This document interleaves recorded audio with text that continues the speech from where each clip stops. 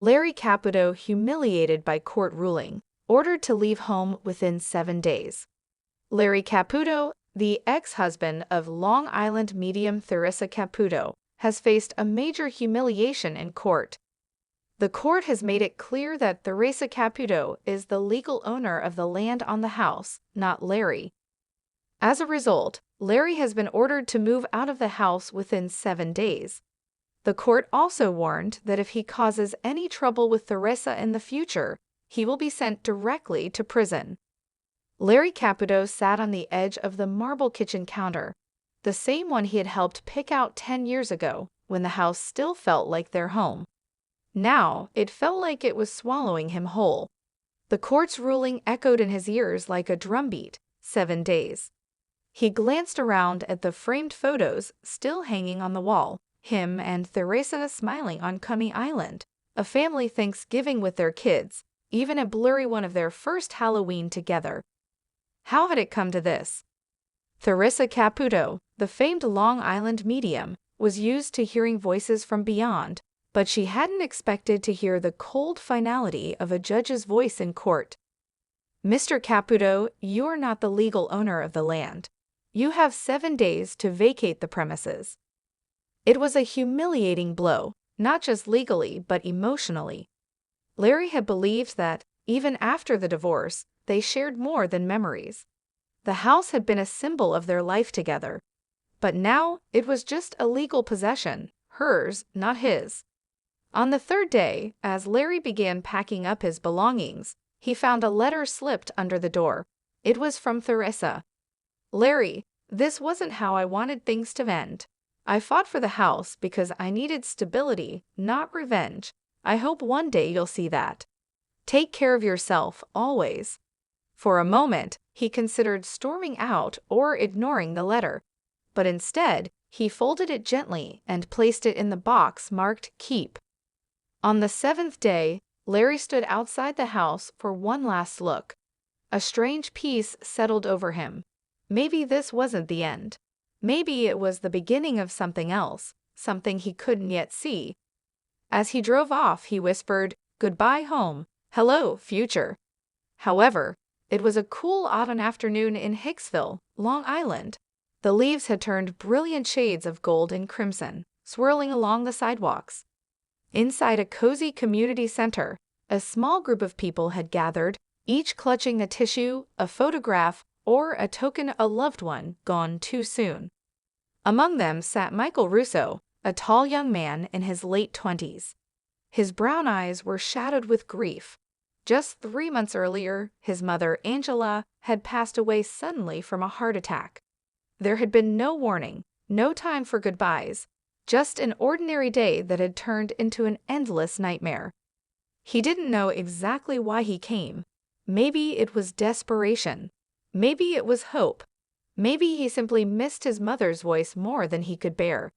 The chatter in the room quieted as Theresa Caputo, the famous Long Island medium herself, entered, her blonde hair perfectly styled, her energy palpable. She wore a warm smile as she scanned the room, her hands moving subtly as if she were tuning into something invisible. "All right," Theresa began, "spirit is strong today." She closed her eyes for a moment. "I'm getting pulled to a young man, someone who lost a mother suddenly. No goodbyes. It was very quick." Michael's heart thudded in his chest. He felt an invisible tug. Theresa's eyes found him, soft but direct. "You," she said, pointing gently. "Your mom's here."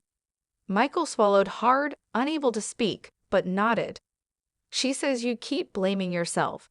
You keep thinking you should have seen the signs. But honey, she says there were no signs. There was nothing you could have done." Tears welled up in Michael's eyes. Every night he tortured himself, replaying their last phone call. Should he have noticed she sounded tired? Should he have insisted she see a doctor? Theresa smiled softly, as if reading his mind. "She wants you to know she felt fine that morning. She says she even joked about cleaning the house and finally organizing the attic." Theresa said with a little laugh.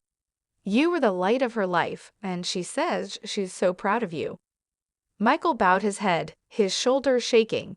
She also keeps showing me a blue sweater, Theresa continued. Did you find her sweater recently? Michael gasped. Just 2 nights ago, while packing up his mother's things, he had found her favorite blue sweater tucked neatly in her closet. He had pulled it close, breathing in the faint scent of her perfume. She says that sweater is her hug to you, Theresa said. Whenever you miss her, hold on to it. She's wrapping her arms around you. Michael finally found his voice, choked and broken. Does she know I didn't get to say goodbye? Theresa's eyes shone with compassion. She heard you, Theresa said firmly.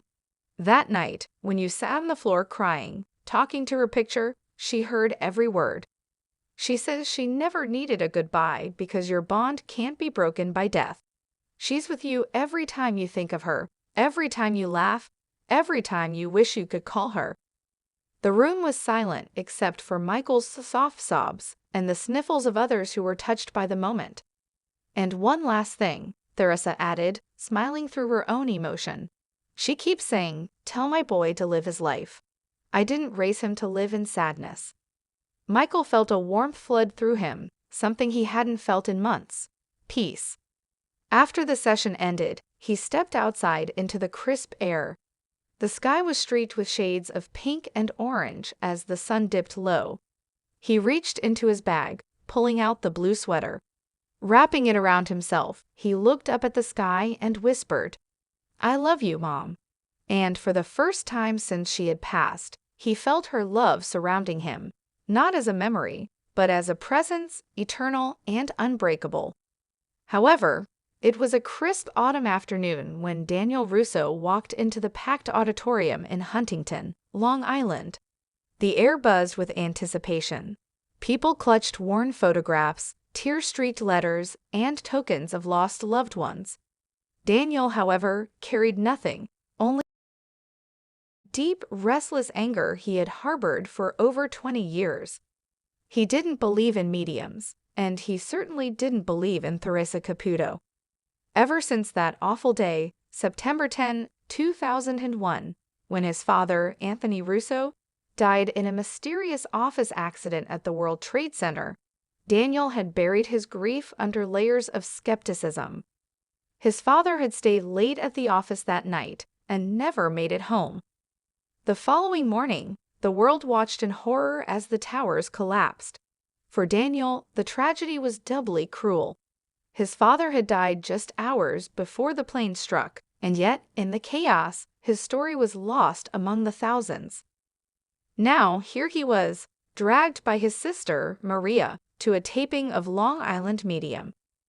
Theresa Caputo, dressed in her signature sky-high heels and a cloud of blonde hair, bounded onto the stage, her energy infectiously bright.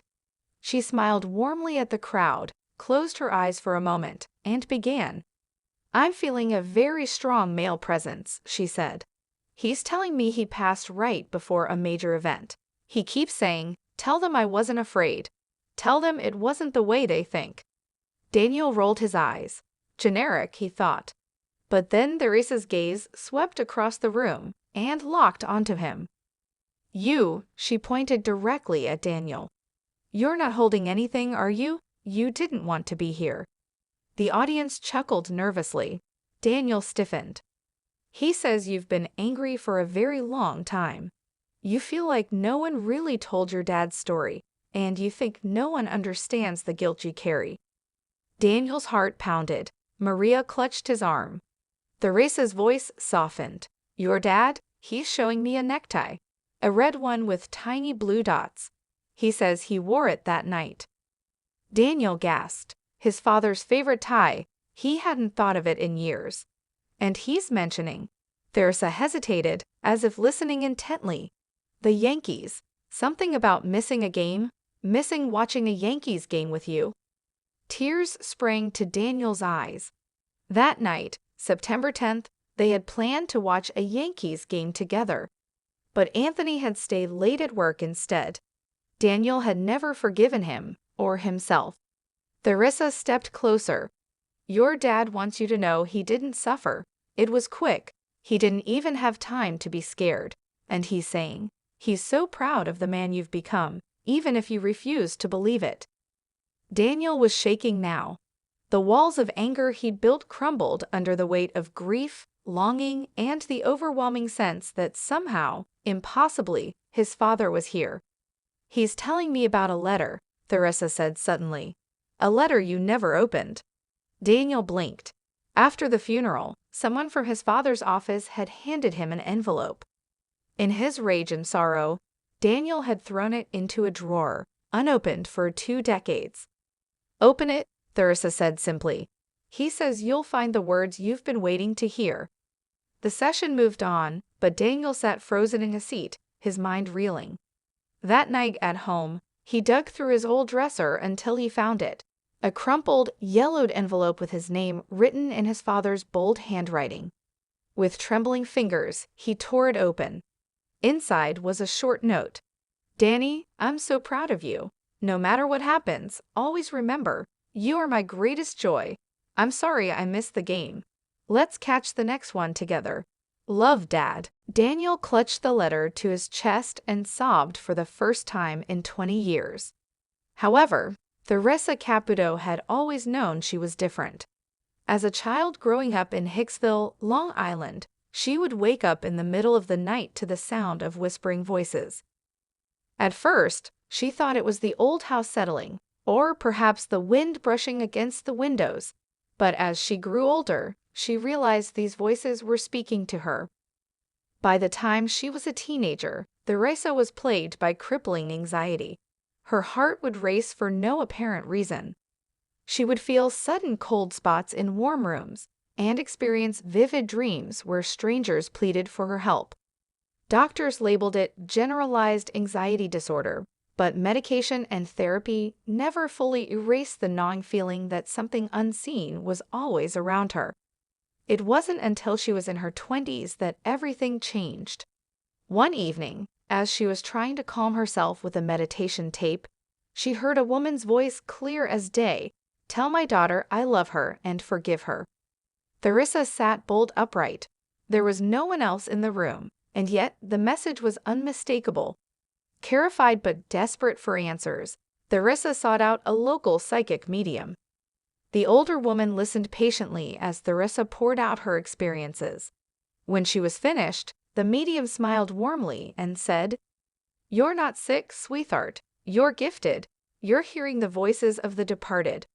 From that day forward, Theresa began a long and emotional journey to embrace her abilities. But the anxiety didn't vanish overnight. In fact, at first, it got worse. The spirit seemed to sense her growing awareness and crowded around her wherever she went, in grocery stores, at family gatherings, even during quiet walks on the beach. Some spirits were gentle, softly nudging her to pass on messages of love. Others were more desperate, their unfulfilled needs weighing heavily on her. The constant flood of emotions, sorrow, anger, love, and regret from the dead nearly drowned her. There were days she could barely get out of bed, paralyzed by the tidal wave of energy around her. "I thought I was losing my mind," Theresa later admitted in an emotional interview. "Every room I entered, every place I visited, it was like walking into a crowd where everyone was shouting at me at once, and I couldn't escape." Her family, initially skeptical, watched helplessly as Theresa struggled. It wasn't until she bravely opened up to them, sharing specific messages from deceased relatives, that they understood the burden she carried. With time, guidance, and an unbreakable will, Theresa learned to control her gift. She developed rituals to tune in and tune out the spirit world, much like adjusting the volume on a radio. She also discovered that her anxiety would flare up most intensely when a spirit was near but struggling to communicate.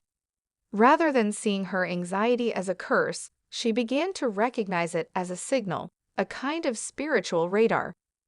Her body reacted to the presence of the unseen before her mind even registered it. This insight gave her a new perspective. Her anxiety wasn't her enemy, but part of her supernatural intuition. Today, as the famous Long Island medium, Theresa Caputo stands in front of packed theaters, bringing messages of love and healing from the other side. Yet behind every smile and comforting word lies a history of personal battles fought against overwhelming fear, isolation, and self-doubt. In her quiet moments, she often reflects on the path she's walked, from a terrified girl haunted by whispers to a strong woman who speaks for the voiceless.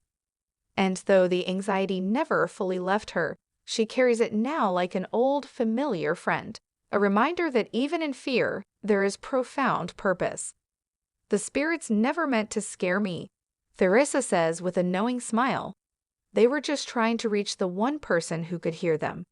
However, it had been almost a year since our father passed away. His absence left a void so deep that no words could fill it. Every morning, Mom, my brother Ryan, and I would sit around the breakfast table, the silence louder than ever before. Dad had been the light of our family, funny, protective, and always full of life. One Sunday afternoon, Mom surprised us. "I booked an appointment with Theresa Caputo," she said quietly, "the Long Island medium." Ryan and I exchanged a glance. We'd seen her on TV, the woman who could talk to spirits. Part of me wanted to believe, part of me was scared. On the day of the reading, we drove to Long Island. The sun was shining, but our hearts were heavy. When we arrived, Theresa greeted us with a warm smile, her presence instantly comforting. Her big hair, sparkling nails, and vibrant energy filled the room. She looked at us, her face turning serious. "I keep hearing a man, a strong fatherly figure," she said, closing her eyes briefly. "He keeps saying, 'I'm looking after my kids. Tell them I'm proud.'" Mom gasped, tears rushing to her eyes. Ryan grabbed my hand under the table. "He's mentioning baseball," Theresa continued. "A blue cap, something about coaching." Ryan let out a choked laugh. Dad had coached his little league team for years, never missing a single game, rain or shine. Theresa smiled softly. "He's showing me Sunday mornings. Pancakes." That was our tradition. Dad made pancakes every Sunday, sometimes shaping them into funny faces just to make us laugh. "And he says?" Theresa tilted her head as if listening carefully. "He says he flickers the lights in the kitchen. That's him. He's letting you know he's there." I froze. Just last week, the kitchen lights had started flickering out of nowhere while Mom was cooking dinner. We thought it was an electrical issue, but maybe, just maybe, it was Dad. Theresa paused, her voice gentle. "He says he leaves coins, pennies, for you to find." Ryan's eyes widened. "Last week, I found a penny on Dad's workbench. I thought it was weird." Theresa leaned forward. "Nothing is a coincidence when it comes to spirit. Your father is very much around you, watching, protecting, guiding." At that moment, it felt like a heavy weight lifted from all our hearts. The sadness was still there, but now it was woven with warmth. Knowing Dad was still with us, even from the other side, gave us a peace we hadn't felt in months. After the reading, we sat in the car, silent for a long time. Then Mom spoke softly. "He kept his promise," she whispered. "He always said he would never leave us." That night, back home, the lights flickered in the kitchen once again. Ryan laughed. "Hi, Dad," he said, smiling at the ceiling. And for the first time in a long time, we laughed too. Because behind the read, behind the tears and the memories, our Dad was still looking after us, always. Hello, lovely viewers. Welcome to my channel. I am Mina. Hope your day is so well. If you like the video, don't forget to subscribe the channel.